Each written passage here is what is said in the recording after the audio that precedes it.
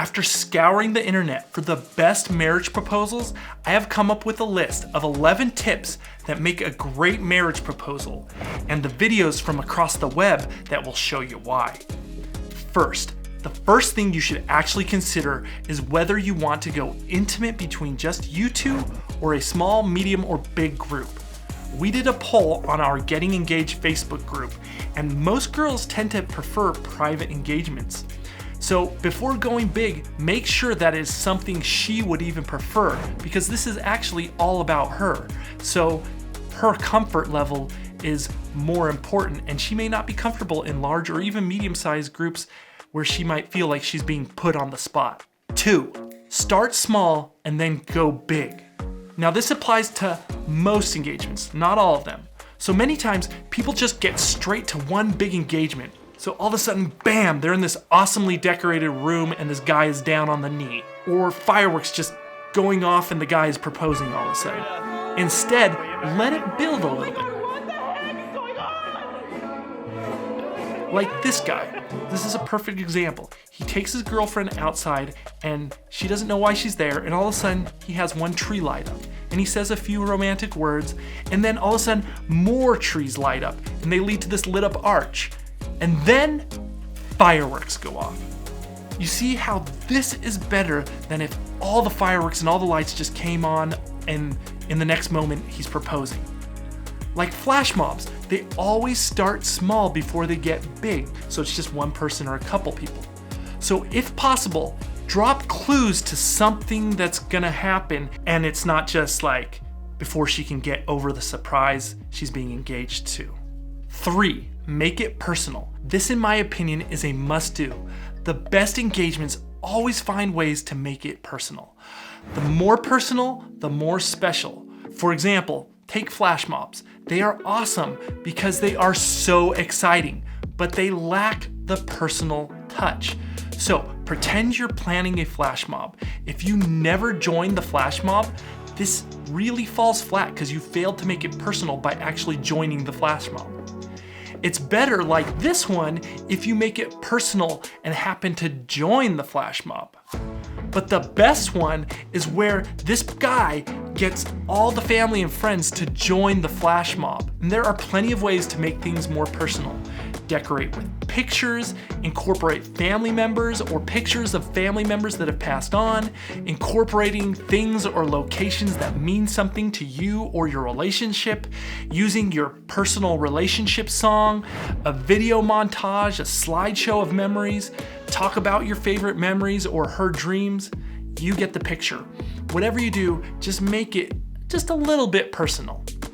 4, the speech. Some of the best proposals I have seen, there's actually no speech before they propose at all.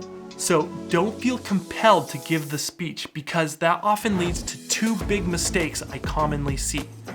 First is people reading a speech from their phone. It just makes it feel less personal.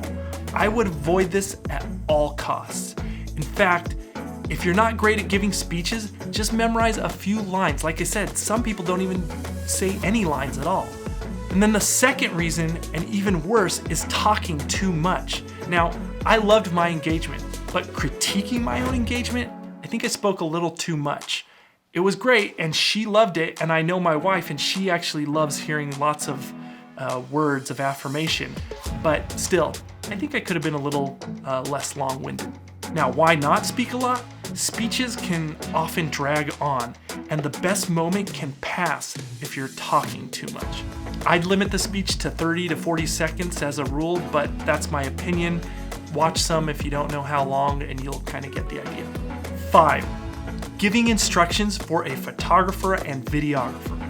I would not skip out on a videographer and photographer. They don't have to be professional, but don't let the moment be gone forever. And don't be afraid to instruct your photographer and or videographer. There are 2 angles when they are capturing the moment that work the best. Perpendicular to the proposal, like this one, and then one with the shot of your back with her face so you can see her reaction, because that's the most important. Those are the priceless shots. I would start with the angle of her face, and once they get the reaction, then move to the perpendicular shot if you only have one person getting the footage. So do your photographer a favor and stay on the knee for like a solid minute so they can get both angles for the footage. Also, one last note, go beforehand and stake out the area where you can take the pictures and have the photographer go with you. 6, money. If your marriage proposal idea is expensive, a great way to save money is shop for your ring online so you can save money and put that money towards the actual proposal. I have made a ton of videos where I explain why buying a ring online, especially from the website I linked to below this video, is better anyways for the quality of the diamond in addition to the tons of savings you get from buying from them. And if you don't believe me, at the end of this video, I'll link to some of my diamond price comparison videos where you can see it will go over all of my ring shopping tips and the actual prices of shopping online versus in the store. Now, that link will help you out, and it'll help me out too because I do make a small commission from it to help support my channel. Just go there and you can thank me later. 7, for the love, do not completely wing it. Okay, so you aren't a planner. Just for once, plan a little bit. Doesn't take much. Proposing on a beach with rose petals in the shape of a heart is 1,000 times better than just going to some random place and proposing all of a sudden. If she isn't a hopeless romantic, you can plan something that isn't romantic too, but plan it, that's all. Remember, she's going to marry your ugly, grumpy self. The least you can do is plan out something she can remember to fall back on when you're driving her crazy in marriage. That's all I gotta say about that. 8, creativity is king. If you are going for the best engagement, the more creative, the better. Take your idea and see if you can add to it in any way. Most people don't actually have the courage to follow through on a creative idea when they think of one. Don't be afraid to do something original, and don't let anybody steamroll your idea or think that your idea is lame. Try and change it, or even try and take over the idea and make it their own. Sometimes you gotta get people involved, and that's what happens a lot of times. Just make it happen. You know your relationship better than anyone outside of it, so you go with your idea. 9, lots of women want to be done up for their engagement, especially if it's gonna be photographed. It is good to have an excuse for them to get dressed up before you get engaged. The most common way guys get girls to dress nice for these without them knowing what's going on is to simply tell them they're going somewhere to take pictures. In fact, if you do, you can actually get some really good pictures and be really creative with it. Like this guy told his girlfriend that they were going to a photo shoot, and so she got all dressed up and they went to the top of this scenic building and they had her turn and throw rose petals in the air to get this shot, which made an amazing engagement photo because he was down on one knee and these rose petals are just flying everywhere, and this blew up on Instagram and YouTube. And she didn't expect any of it because she thought she was just going for a photo shoot, and she was completely ready and dressed up, and it made amazing pictures. So let's say you're going to propose on a hike. People don't typically get done up for hikes. So what you should do is just say you know an awesome area on the hike and you want to take pictures, so she doesn't look too granola and she can get a little bit of makeup on even for her hike. Or you can always go to a nice dinner, and so that way she'll get dressed up before the engagement. 10. Okay, so along those same lines, have her friends take her to get her nails done. When you propose, she will have people immediately looking at her ring and taking pictures of it.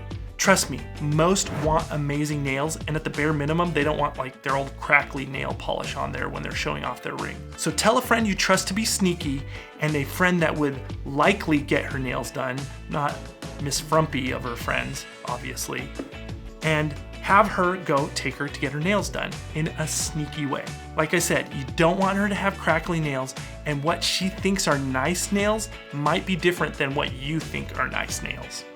11. After the engagement ends, have the videographer or someone with a phone interview you guys, just quickly, so you can capture on video the feelings of the moment. At this point, everyone is still on a high from the engagement, but they're also more at ease to just talk, and they're just so in love, and you can get some really good moments captured on video if you do it right here. My day was the best day of my life. This just captures the happiness of the moment. I did this for a friend and they loved it, and so did their family, because they weren't able to be there, and so they can get a kind of the feel of how happy they were during the engagement. So watch this video over here if you want inspiration for getting engaged, and watch this video over here for engagement ring shopping tips. And the other video over here is a size and price comparison for diamonds online versus ones you can find at a brick and mortar jewelry store. Subscribe, like, and I'll see you in the next one.